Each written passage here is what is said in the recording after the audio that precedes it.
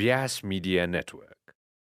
Shouldn't education be equal for everybody, regardless of what their financial resources are? Because every child should have the capacity to contribute to the world in their own unique ways. Correct. But again, we are at that point where not every child is being given that opportunity. Correct.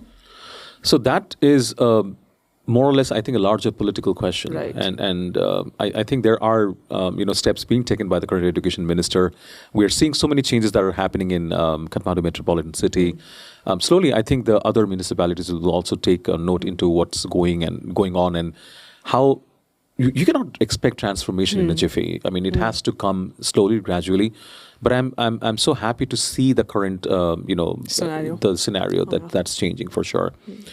I think the government of Nepal, there's nothing wrong with the curricular structure. I mean, it is fantastic. It is very progressive in nature. I think where we are lacking is in how do you distribute resources to government-funded schools, and how do teachers at government-funded schools Get trained, right? And how they implement, and what's the larger vision? Because come to the end of it, education has to begin and end with a vision. The vision has to be that you're not just teaching them content, you are teaching them for life, you're impacting their lives. Once a teacher and an educator understands that my influence in the classroom, even if I'm dealing with 30 students in a class or 25 students in a class, or if I'm teaching across grades, I'm impacting 120 students.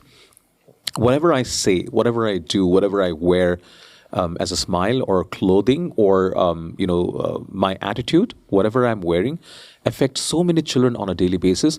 I think that mindset shift can change things at the micro level. Yeah. The macro level conversation has to be how funds and resources need to be distributed.